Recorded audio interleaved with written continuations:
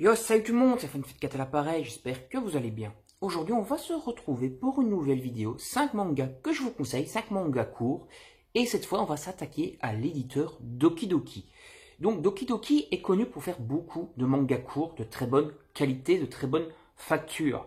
Et donc, je vais faire plusieurs épisodes, je pense, à Dokidoki. Ici, j'ai donc déjà sélectionné 5 mangas courts que je vais vous présenter. Et à mon avis, il y en aura donc bientôt un deuxième volet de Dokidoki avec des mangas courts.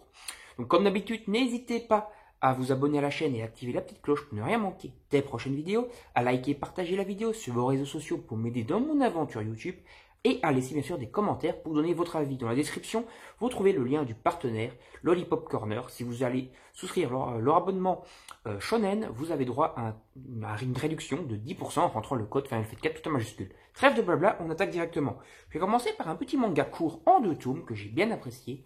C'est Anti-Magia. Anti-Magia est donc un manga qui va utiliser justement de la magie. Le principe de cette magie, en tout cas, c'est qu'il va avoir des espèces de créatures préhistoriques qui vont être invoquées et revenir à la vie à cause d'un grand méchant, une espèce de roi démon. Pourtant, il n'y a que 2 tomes, mais on a un début, un milieu et une fin. Et cette espèce de roi démon, qui porte en fait un autre nom, c'est plutôt une ancienne race, c'est pas vraiment un roi démon. Cette ancienne race, cette espèce d'habitant, qu'on peut considérer quand même comme un roi démon, va donc attaquer le palais royal. Et il va donc avoir plusieurs petites péripéties pour tenter de renverser ce roi démon qui menace l'équilibre donc du monde. Franchement, c'est très sympa, les dessins sont magnifiques. Il y a quand même un peu de gore, c'est pas un manga à mettre entre toutes les mains, bien entendu, mais c'est un bon manga de fantasy et surtout de heroic fantasy, et même plutôt de dark fantasy. Très sympa, avec un méchant assez charismatique et assez puissant. Tout ça en 2 volumes. Maintenant, je vais vous m'attaquer à Routine. Routine est un petit manga, un petit peu science-fiction, en 3 tomes.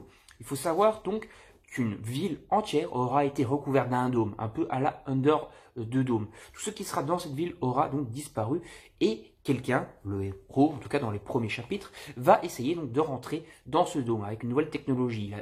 Il habitait dans cette ville, mais il avait quitté cette ville depuis plus de 10 ans maintenant. Et il va donc rentrer dans cette ville grâce à une technologie. Et lorsqu'il sera à l'intérieur en fait de la ville, il va se retrouver en fait dans le passé, dans son corps d'enfant. D'où le titre Routine, parce qu'il sera redevenu adolescent. Et donc il sera adolescent, mais avec ses intelligences et sa mémoire d'adulte, et il va donc essayer de faire tous des plans pour empêcher le dôme d'apparaître à cette époque-là, pour essayer donc du coup de sauver tous ses amis de l'époque, etc. C'est très intéressant, et le héros est assez charismatique, parce que c'est assez sympa de voir un personnage d'une dizaine d'années, mais qui a l'intelligence d'un homme surentraîné, d'un militaire qui connaît plein de trucs et qui a franchement qui est très doué. Il va par exemple faire un poker à un moment contre un gars, il va le battre, le plumer et tout. C'est très sympa, c'est très intéressant. Je vous invite vraiment à découvrir Routine, qui est un manga bien sympa, avec encore une fois des dessins plutôt stylés que je vous invite à découvrir. C'est franchement un manga très sympa. Comme je vous l'ai dit, je me répète. Donc Routine, franchement, je vous le conseille. Il y a un milieu, il y a un début, il y a une fin. C'est un manga bien cool en 3 tomes. Maintenant, on va s'attaquer à Bushimaru Chaos. Bushimaru Chaos, j'en ai parlé dans ma vidéo lire des mangas non-stop pendant 6 heures. Et j'ai quand même plutôt bien apprécié la lecture. Je sais qu'il y a des gens qui ont un peu craché sur ce manga, mais franchement, il est quand même sympa. Bon, il y a des défauts, mais dans l'ensemble, c'est un bon manga de ninja, avec quelques techniques de ninja bien stylées, quelques planches vraiment magnifiques. Donc le dessin est vraiment super. Et franchement, les créatures fantastiques dedans, les espèces d'esprits en tout cas, sont vraiment magnifiques. Donc c'est un manga que je vous invite à découvrir, ne fût-ce que pour son dessin, qui est bien stylé. Et si vous voulez un petit manga de ninja assez court, procurez-vous tout simplement Bushimaru Chaos, qui est un très bon manga. Maintenant, on va s'intéresser à un manga un petit peu plus long. Il s'agit des 7 princes et le labyrinthe millénaire. Les 7 princes et le labyrinthe millénaire fait en réalité 4 tomes, mais un one-shot vient conclure la série, ou en tout cas rajouter du lore à la série, du backbone. Dans ces premiers volumes, en fait, 7 prétendants au trône, 7 princes, vont être envoyés dans un labyrinthe. Donc le roi est décédé et le prochain roi sera celui qui survivra au piège du labyrinthe.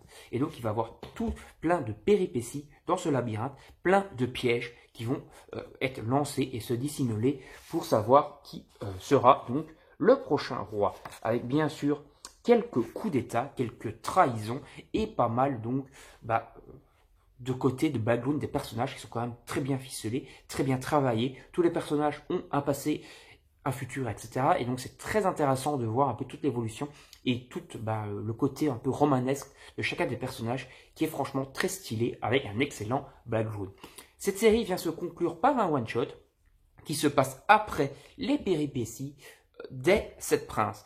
Ici donc on a eu le roi qui a été désigné et on va rentrer dans des intrigues plus politiques, donc des intrigues plus à la Game of Thrones avec des gens qui veulent renverser le nouveau souverain qu'ils n'estiment pas comme légitime, ils veulent donc le renverser et essayer de mettre un nouveau roi à la place. Donc on aura dans à peu près 240 pages, il est un peu plus long que les autres, il sont quand même des mangas déjà assez copieux, surtout le tome 4 des 7 princes qui fait à peu près aussi 220-230 pages. Celui-ci est un peu plus copieux comme je vous le disais, 250 à peu près, mais très riche en rebondissements puisqu'on va avoir, comme j'ai dit, pas mal d'intrigues politiques à la Game of Thrones, des retournements de situation, et franchement donc un très bon manga, un très bon one-shot pour conclure cette série, qui devient donc une série en 5 tomes et non pas en 4 tomes. Je vous invite à la découvrir, elle est franchement très bonne.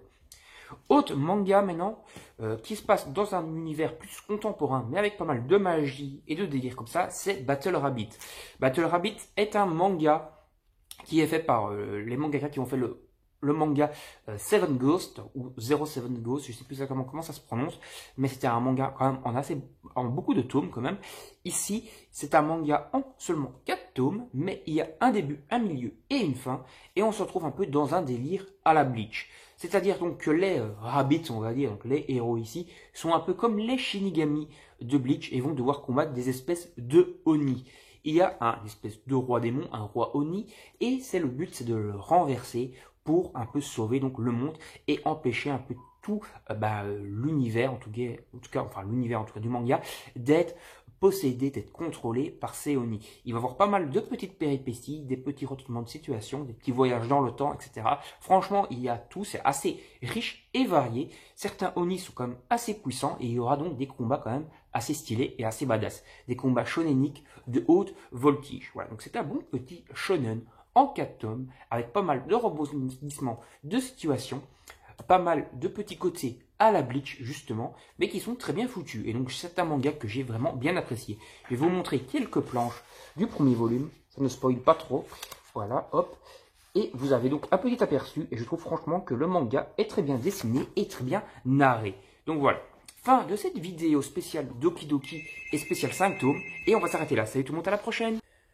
Donc voilà, n'hésitez pas donc à vous abonner à la chaîne et activer la petite cloche pour ne rien manquer des prochaines vidéos, à liker et partager la vidéo sur vos réseaux sociaux et à donner votre avis sur ces mangas en commentaire. J'espère que cette vidéo vous aura plu. Salut tout le monde, à la prochaine, bye bye.